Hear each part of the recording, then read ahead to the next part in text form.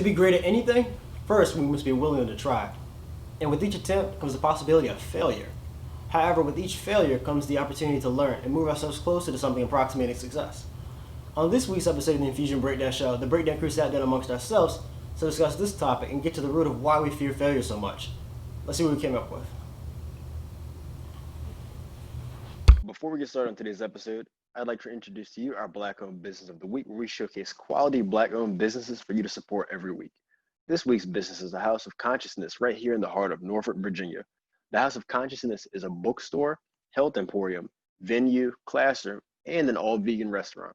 Whether you need gemstones to add to your collection, literature on Black history, or an opportunity to showcase your poetry at one of the open mic events, be sure to check out their website to see all that it is that they have to offer.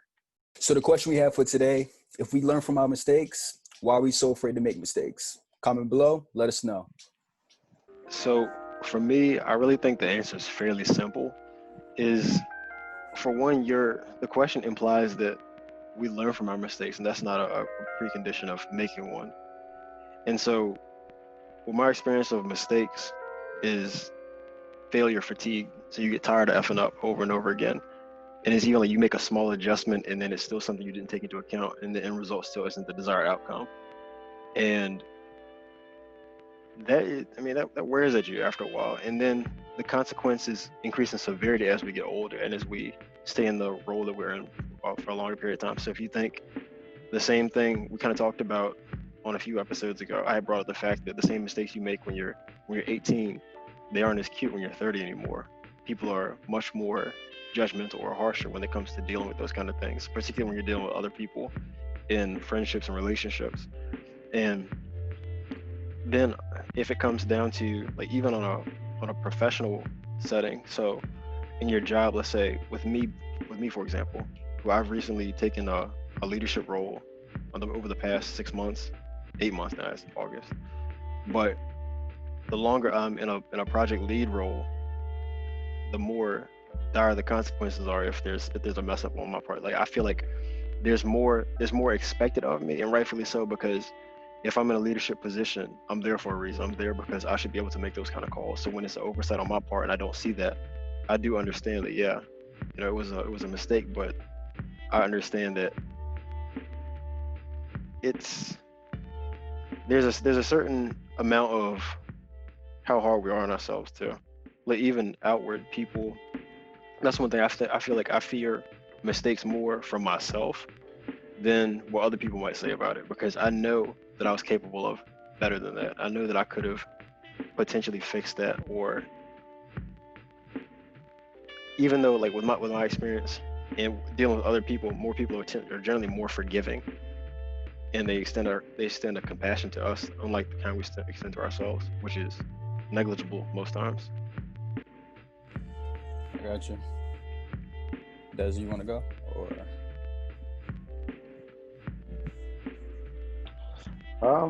you have yeah, I think. Nah, I don't have a rebuttal just yet.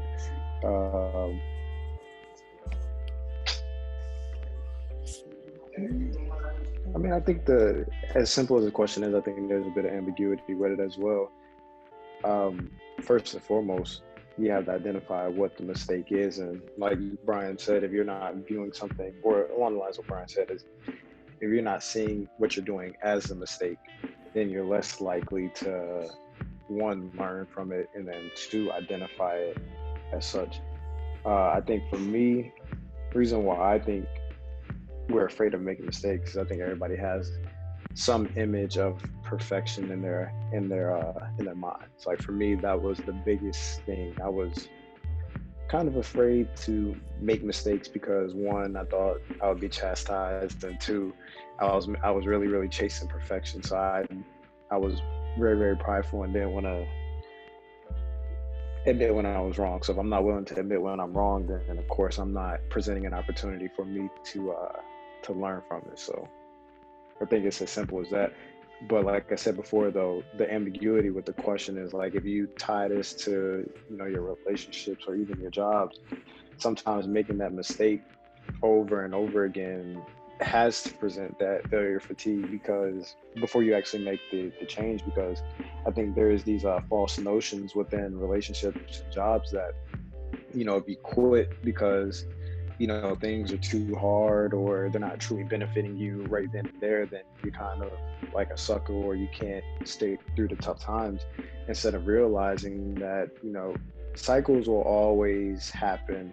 History will always repeat itself. If you're unwilling to acknowledge those two things, then you're never going to truly learn from your mistakes. And that's one of the biggest things that I had to acknowledge. And I think when people actually do acknowledge those two things, they leave a situation with a good taste in their mouth rather than a sour taste, because a lot of people will consistently allow the same mistakes to be made, or they will continue to make the same mistakes, and they'll never learn from them because they try to pass the blame on to somebody else rather than actually acknowledging that I allowed this situation to happen, or I didn't put in the right amount of work for the situation to manifest into what I perceive it to be.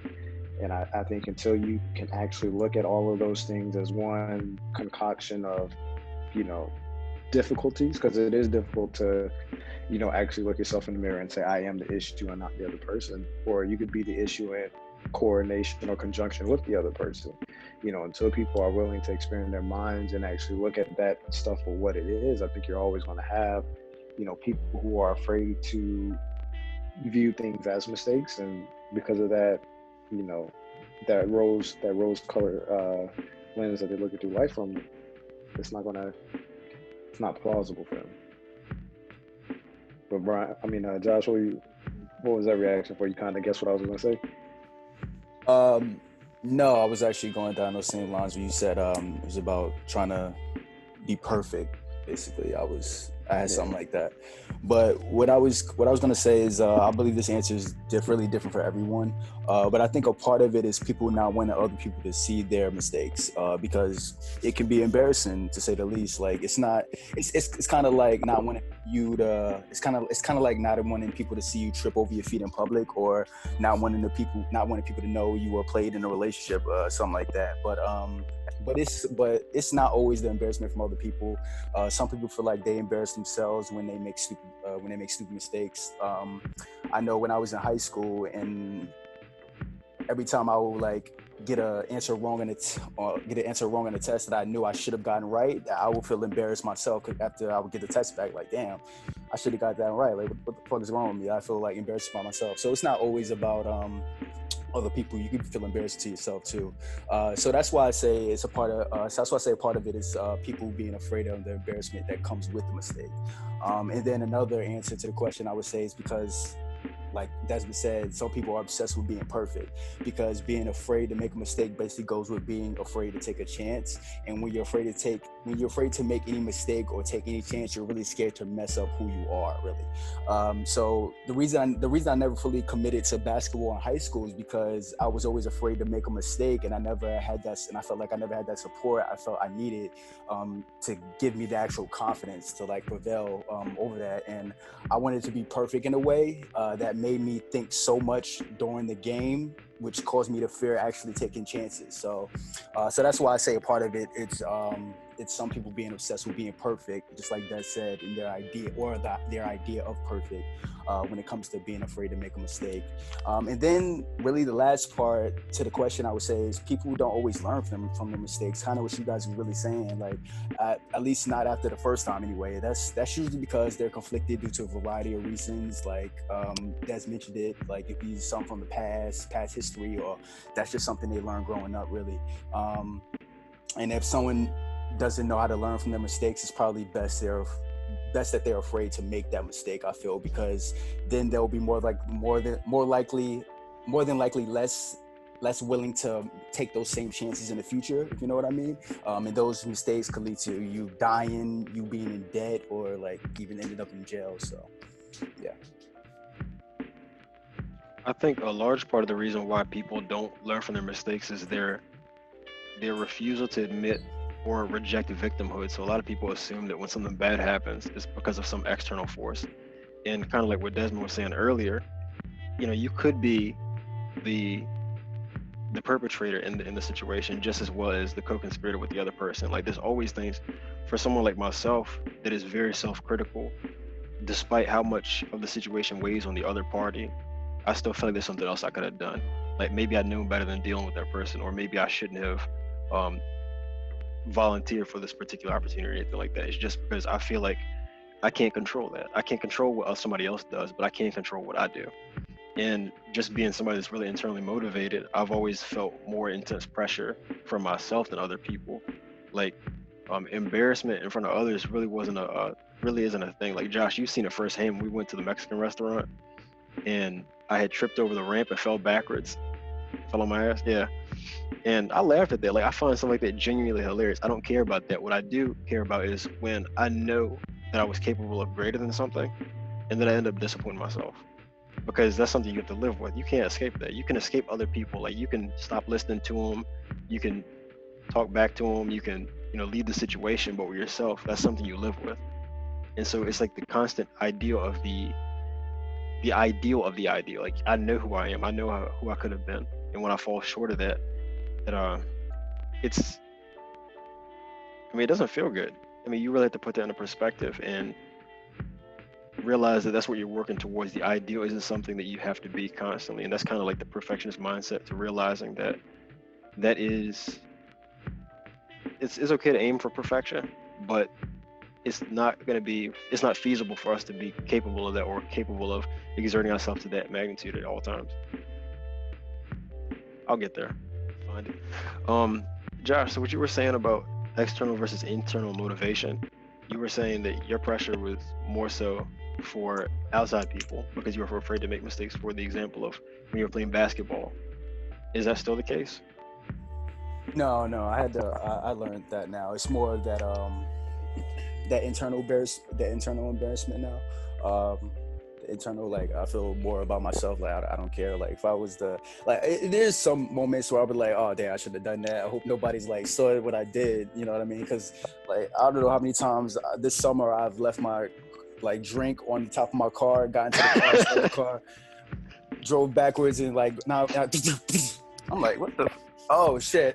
Like I probably did at least 2 times, but yeah. But but as I've gotten older, I definitely learned that it's more really how I feel, really, not really how other people feel. But what I've learned to do is to find the humor in situations. So when stuff happens like that, like a failure or an embarrassing thing, like it's genuinely comedic to me. And so just being taking a step back and not taking myself so serious at that point in time, actually enjoying it for what it was. Like, yeah, that was funny. If I saw this happen to anybody else, I'd be laughing. So why is this any different? What I was going to say, though, to kind of steer away from that path of what we were just talking about, is there are a lot of reasons why people won't learn from their mistakes. Tying it into what I initially said is kind of something along the lines of ignorance or fear-based.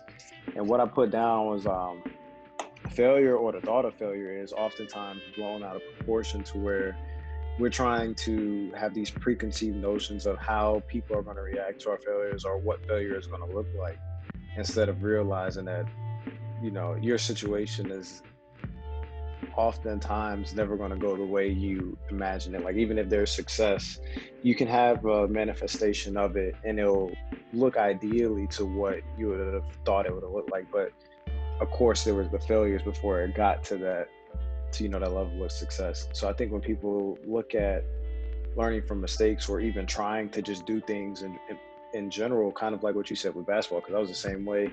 I would put countless hours in the gym, but when it came time to showcase the talent, I was more worried about airballing or missing simple shots or getting my pocket picked, or dribbling the ball off my foot, than actually doing what I had put the hundreds of hours worth of work into crafting the skill. So I think oftentimes people get caught up in that that world of two minds, or that space of two minds, to where they're willing to put in the work, but they're not willing to present the finished product because of the criticism or the failure that might come with it. And I know, like, the easiest thing you could think of is money. Like, you don't see a lot of people investing because of the fear of losing. Well, all investing is like, it's a game of wins and losses. Like, life is a game of wins and losses. You can't expect to win at every single thing and not have some losses along the way. And I think oftentimes we look at those losses as kind of taboo, or like you said, an embarrassment or, a sign of your character, when really it's the aftermath, what you do to embrace that loss, that truly defines your character. Because, I mean, for me, there's plenty of times to where I've seen what failure will look like, and I welcomed it. I welcomed it, and I said, okay, I want to feel every emotion that comes with it. So I know in the future, when this opportunity presents itself again in a different limelight, I'll be able to react a certain way. Because, I mean, for me, being a young parent, like, had my son at 22, and I looked at all the failures that came with it, and I embraced it, not necessarily in being a young parent, but being a man that was not yet solidified within himself.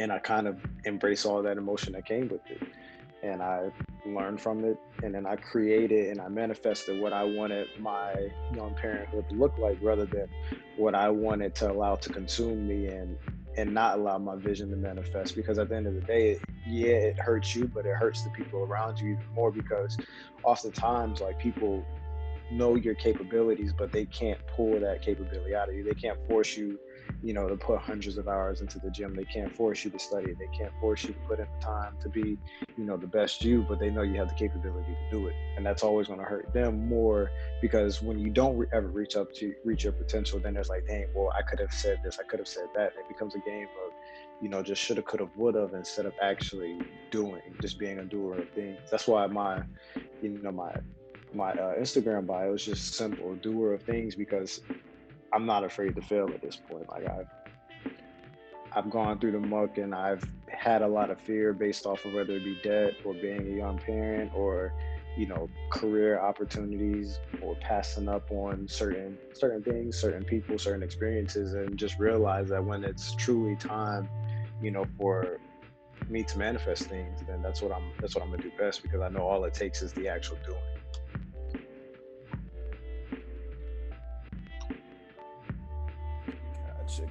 Gotcha. I was gonna ask Bryan if have you ever been afraid to was ever afraid to make a mistake at some point? Because I know usually not motivated by other people. I know you're usually motivated more by yourself. So are you usually ever afraid to make a mistake? All the time. It's I'm not immune to it whatsoever. It's just the pressure I feel is because I know what I want. I have very high standards for certain things, like the image that I have for myself, and I don't think there's anything wrong with that. But I think it's something that kind of, if you don't keep it in check, it leads to paralysis. Like you're waiting for the perfect time to do something, or you feel like you aren't ready for something. But if you realize that very seldom there's never really anything such as us being completely prepared for something. It's just like the opportunity presents itself, and you could be more prepared or less prepared, and you step up and accept the responsibilities that come along with it. And so I could potentially, like in my career, for example, there's been opportunities to where I didn't feel that I had the skill set to do something. Like one of the guys from leadership, like really high up in the company, our CTO, he had asked for a volunteer to do something and help him out with this big project for like a big healthcare company, huge healthcare company. And this was shortly after I got hired there. And something just told me, something that I kind of like start challenging myself. Like, this was kind of like segues into how I can start to overcome that. And I told myself that just volunteer. Like, you can learn the skills and pick it up along the way. As long as you have the commitment and the dedication to actually get the job done, that's not an issue. And a lot of people, like, they're understanding for that. Like, for me being so new in the company, for example, that was a courtesy extended to me. So I had the opportunity to use that as a learning experience. And not saying it was non-consequential what I was doing at all. It was still important work, but as I stepped up to that, and it was a great opportunity, I learned a lot from it. Okay. I don't know if you had any more questions. Yeah. When it came down to, so a large part of what both of you guys were saying is with basketball and confidence. So what was the most pivotal moment when it came to you deciding or gaining the confidence in order so you don't fall into that same pit hole in the future or currently? Well, you broke up. Say that again. I said, so what was the main point or the turning point in where you decided or found the confidence so you don't fall into the same pitfalls as you did in the past? Like what you were both saying about basketball. I think you kind of alluded to that, and you just said over time it wasn't necessarily one specific instance or nothing that one individual has said to you. Yeah, that actually didn't work until I was well out of high school, and I'm like thinking back on like my high school career, like basketball career per se. So that it just came with time of me just realizing that I'm the only one that's going to be affected by what I do, not really what other people, not really other people. So it really just came with that, and it just came with time, and just came with experience and learning, really. But I didn't really come to that till I was well out of high school, and I was really dreading like, oh man, I really should have paid more attention with basketball in high school, you know. You know, actually, the topic of basketball, I can't remember. So over time, it wasn't always like the external internal motivation. When I was really young, I'm talking like elementary school, for example. I'm about to go back to that example, but I did care more about external factors. So like with basketball, when you just get basketball, every time I heard the word basketball, it just like resonated in my head. And I finally remember why. So I hated basketball so much because I was bad at it that I would pretend that I was sick when we used to play basketball in gym class at elementary school, and I would go sit in the nurse. And then after gym class is over, I was fine. I would play all the other sports, but I just hated basketball, and it's just something that I didn't put the work into. And looking back, I kind of wish I did, because a lot of people say that I could have been good at it. I know I was more of a track and football / person, but I can think of a specific instance to where the external pressure, specifically around basketball, this is one instance when I think that was the turning point to when I started playing sick. I believe it was like third grade, and there was this girl that I liked. She was my first girlfriend, and so we were in gym class playing basketball, and then so I couldn't make the damn shot to save my life, and everybody was yelling, and she was like, "Come on, come on!" And then so we were playing like a relay game to where two teams were in the line shooting the basketball, and I just felt so embarrassed after I couldn't make the damn basket, and so at that point I began to resent the game, and then so that's when me faking the sickness would come up. But as you said, as time went on, it became a little different to where I was more internally motivated than externally. That example just came back to my mind. Why do we care what people think so much? You can go, Des.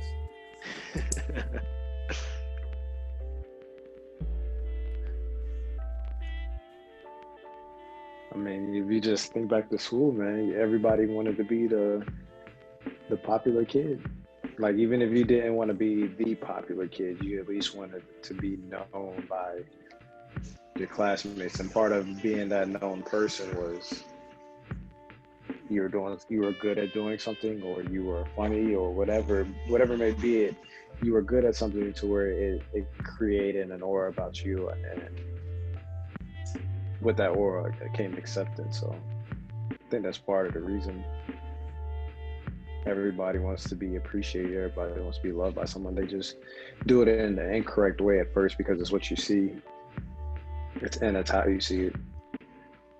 I think for me, kind of to answer the first question first, so like, when did everything click for basketball? I think everything clicked when I kind of solidified myself as like a person. So maybe around 22, 23. Because I mean, even before, I could go to the gym, go to the Y, go to One Life or whatever, and I could play my heart out. But it kind of ties into last week's discussion with anonymity. Like, when I'm just playing pickup game where there's like 10 eyes playing, I can play like how I should have played in high school. But when it comes to actual like pickup games and stuff like that, you know, I never had that courage to actually stand up and put in, you know, a skill set or showcase a skill set for critiquing.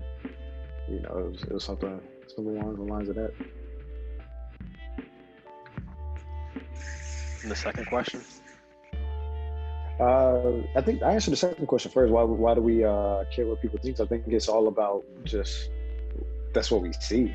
I mean, think about how much we learn. Like, even from a very young age, we learn from seeing how things are done. So if you're coming up in the school system, you kind of see how, you know, the girls in your class and even the guys on your classmates, your guys on your teams, like they always gravitate around the best person, or they gravitate around the most funny, or they gravitate around the best looking. Like those are all forms of acceptance, and I think we all want to be accepted in some way, shape, or form, and we oftentimes try to duplicate what's being done to achieve that level of acceptance, when that's not always the case, because a lot of the times, like those people they have that level of popularity or that level of acceptance by just being them. And I think when you realize that acceptance and things of that nature, you know, it's often imitated, but it's never successfully duplicated until you actually be who you're meant to be. So in case with Josh and myself, we became who we were meant to be. And as a result, things that we once feared, that level of fear just, it didn't completely erase, but it diminished. Like, okay, I could go out and I can shoot an air ball, but next time coming down the court, I'm not afraid to shoot again. Whereas before, I shoot a shot air ball, I'm passing every time until I get my comfort level back. It's just, you know, things like that, like welcoming mistakes. I mean, case in point, if you look at Kobe Bryant is what, 4th on the all-time scorers list now, but he has, I think, like the 2nd most shots in NBA history, 2nd or 3rd most shots in NBA history, but he's only 4th on the actual list for total points. Like, you know, he went out, shot till he couldn't shoot no more. Last game, 60 points, but I think he put up 50 shots. Like, you know, you don't get that to that point on accident. Like you face a lot of failure and you face a lot of uncertainty, and then you kind of just let that cement who you're meant to be, instead of thinking that, you know, imitating someone else's success is ultimately going to lead to your own success. Like, even if you do get a bit of success, you know, that shit plays itself out. It often doesn't stand the test of time, because you're chasing trends rather than actually being just who you're meant to be. Why do you think we care, Josh?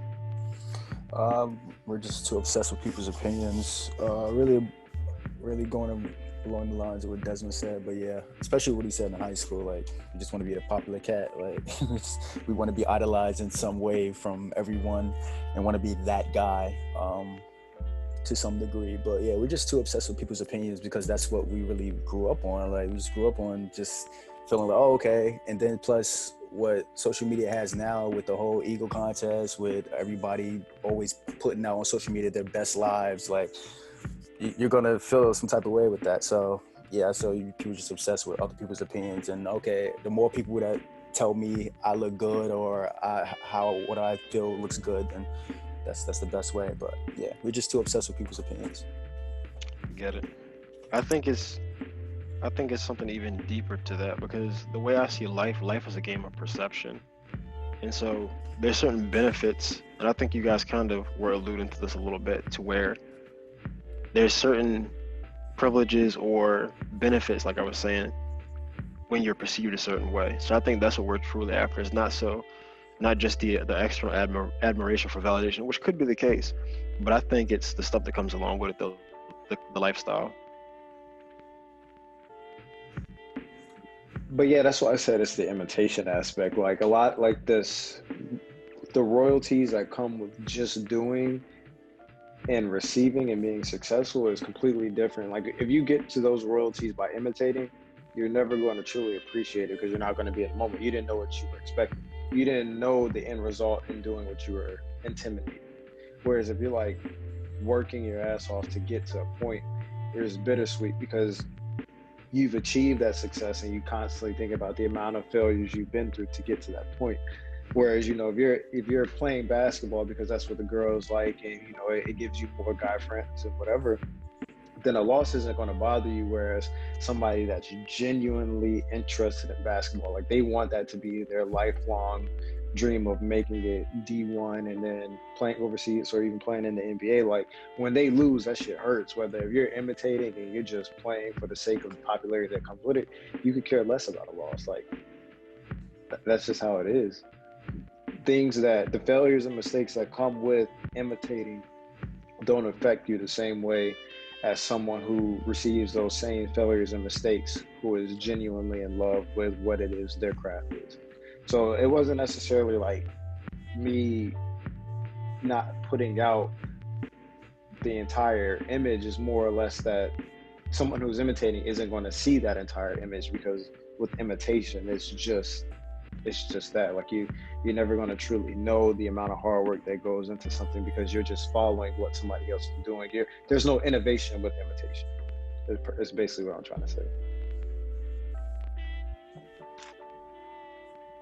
So that's a great point you were making about exactly how you perceive what it is you're doing, like your stance on it. Like with you taking something just as going out there and having a good time, you're more likely to give it your all or perform better than if you're taking it seriously and you don't take the failure as serious. So if you look at something like I believe in Seven Habits of Highly Effective People by Stephen Covey, he speaks about life centers, and that's essentially what you just described. The idea of somebody who has that at the pinnacle of their life, the NBA championship life. That's what they want to do. Like all throughout grade school, college, and then if they finally do make it to league, that's what they want. They want to be one of the greats. They want to be on the 2K covers, and so they view it a lot differently than somebody like myself, who I just resent the game. So maybe that wasn't a great example, but somebody like yourself, to where you're going like just playing a pickup game with like 10 people, like you were saying, 10 strangers.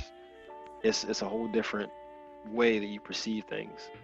And I think that's why it's really important to really monitor what we make our life center, and make it more centered on virtues and values as opposed to specific endpoints and goals like that. Because if you make your ultimate priority, your pinnacle, your life center, going to the league, let's say if you do sustain a career-ending injury, then your world is essentially thrown into a downward spiral. But if you made your life center continuous improvement and being an upright, independent individual, then that's something you can apply anywhere. And so whether you're doing it in basketball, it's only going to benefit you, helps put things into perspective.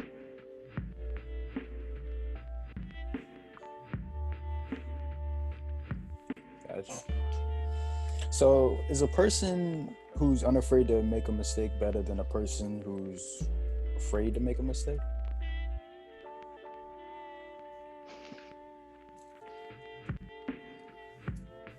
I don't think anyone's better. I would just say that the risk accepting person is going to live a more fruitful life than the person that's risk averse.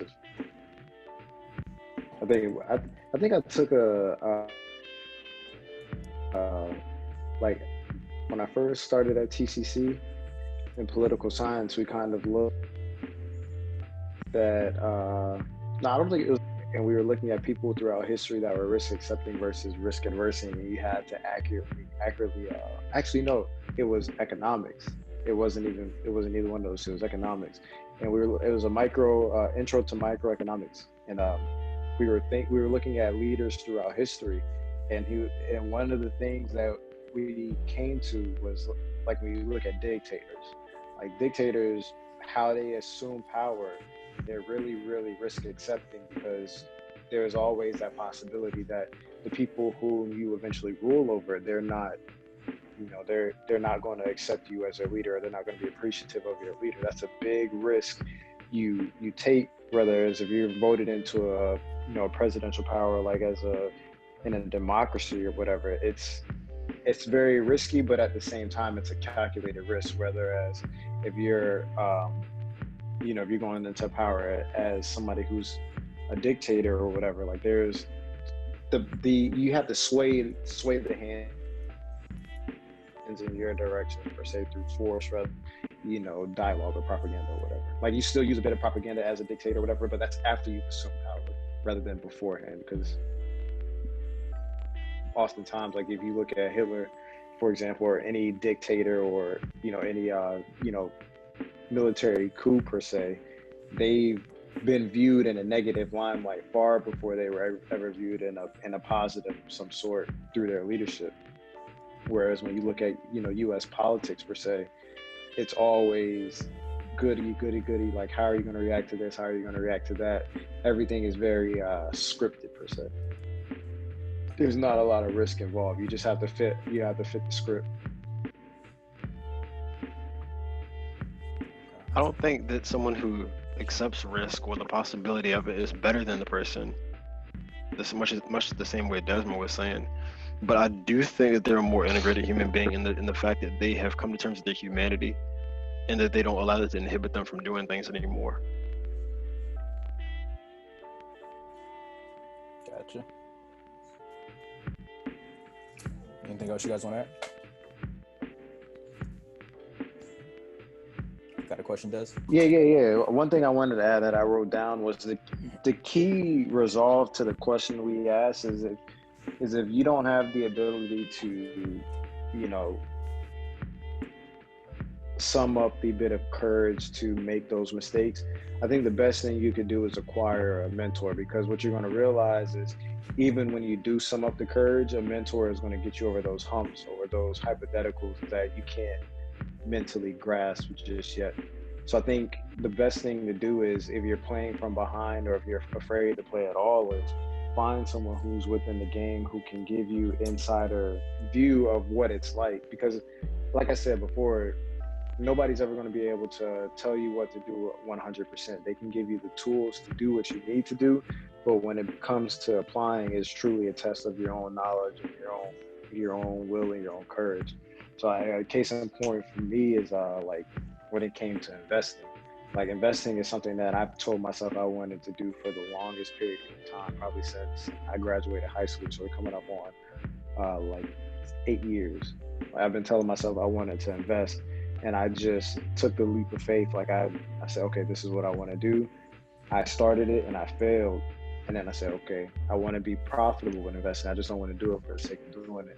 And then I reached out and got a mentor. And I think as you reach out and you get those mentors, they're not able to just help you with what you're seeking to be good at. They help you in other assets or aspects of your life as well, because you kind of see what it takes to become a mentor. You kind of see how you need to move to be someone of value to another person. And it ultimately, it boils over into other aspects of your life as well, because then you don't want to just be good at that one thing. You want to be great at that thing, and then that greatness, it spills over into how you'll treat your spouse, or how you'll treat your significant other, or how you view working now rather than how you viewed working before. Because I actually told my dad this early last week. It'll be 2 weeks, once this thing posts, but I told him, I was like, since I've started investing, I don't look at working anymore as just a job. Like, I look at it as a vessel to get me where I want to go. So when I clock in from 8:30 to 5, it's not a drag anymore. I just come in, I do it, because while I'm doing it, I understand I'm doing it for a bigger purpose. That's it. Josh, do you have a mentor? No, I don't have a mentor. You've never had a mentor? As far as anything, your line of work? Yeah, I guess I had a mentor, yeah. I had a mentor on my first job when I was in New York at a New York Psychiatric Institute. I had a mentor there. And I had a mentor at this job too. It was actually more the card. I guess more card I had a mentor. At this job, I'm really the one that's doing the mentoring. But yeah. But I was gonna ask Des, was you putting off investing, was that a time thing, or you just couldn't find time to do it, or you was afraid so you put it off? It was just me not understanding the magnitude of how life-changing it could be. Oh, okay. Like, it was really during a period of time where I was very narcissistic and self-centered, to where I thought I could just do everything on my own. And so I was like, all right, well, I'm going to get my money this way. I'm going to get my money that way. It was like one of those things that was always in the back of my mind, but it was like something that I never really had the knowledge or desire to attain the knowledge to actually do it. And I think just as I became, everything in your life will make sense once you become whole as a person. And I think that once I solidified myself as an individual, that's when like all those childhood aspirations, or all those, aspirations I had during my younger 20s and late teens, that's when they all, well, I say younger 20s, like I'm only 25, but that's when all that stuff, I had the switch that went on in my mind. I said, okay, I'm gonna do it. I'm not gonna ask why I want to do it. I'm not gonna, ask how I'm gonna do it. I'm gonna just do it, and then ask how along the way. Because if you think about it, if you want to ask somebody how, you're able to push off when you're gonna ask that how. Whereas if you just do it, there is no pushing off. You're just doing it, and then you're asking how along the way. And there's more incentive to ask that how, because you already have your feet wet and it's an answer you need to have immediately, rather than if you're just pushing, if you're basing everything and you're banking everything off the how first, you can just push that off for years, and then once you finally ask that how, you realize it was something super simple. Yeah, I think that's why they say it's better with experience. Everything is better with experience. So you're experiencing while you're being taught it. Yeah, so I got you. You ever have a mentor, Bryan? A mentor? I would say I had a few. Absolutely. As part of my current training for when I first got onboarded at my job, I had 2 mentors. I had one, and then he got relocated for another work opportunity briefly. And then so I got a different mentor. And then I would say that mentorship isn't exclusive to individuals that you know in person. Like, in addition to the obvious ones, like my parents and my grandfather and certain other people who I've crossed paths with, but it also extends to people who have read their works, particular authors, and then just individual viewers, or sometimes they don't even have to be real people. I've seen this guy on YouTube who does workout videos, and he said his main inspiration was GOKU.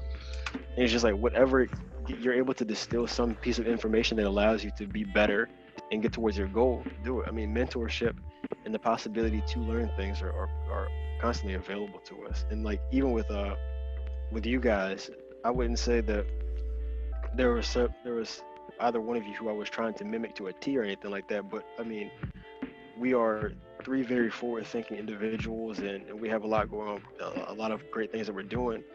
And so there's certain traits with the people that I'm around, like my friends, like I was saying, you two, that I admire, and that I try to integrate those into myself. And I think that's one of the benefits of having those kind of people around us.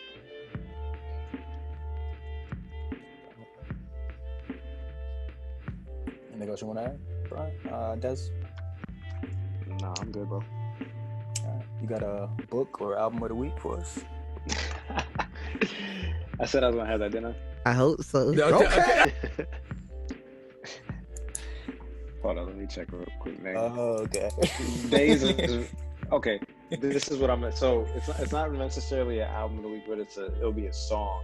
And one thing I did earlier in the week was when I was FaceTiming my son's mom, and he was over here with me. I played a song that we used to play a long time ago, and it's "Optimistic" by the Sounds of Blackness. If you haven't listened to it yet, give it a listen. All you have to do is go onto Apple Music or whatever. You can even go on YouTube and you can type in "Optimistic" by Sounds of Blackness. It's one of the most uplifting songs you can listen to, and I think if you're in any bad mood and you're tired of listening to the same old songs over and over again, not to sound like Suge Knight or nothing, but this will be the one song that's gonna get you right. Like, you can start your day to this. Bet. Cool. Check it out. And if you guys like the discussion, don't forget to hit the like button. We're gonna see you guys next week. Peace. Guys, thank you for tuning into the discussion. If you guys want to see more content, we also had the Feel the Love series with Bryan Carey as he breaks down the methods of plant growth. Joshua versus the movies, where I go against all your favorite movies, and Joshua versus the music, where I go against all your favorite music videos. So don't forget to check out the content, and I'm going to see you guys in the next discussion.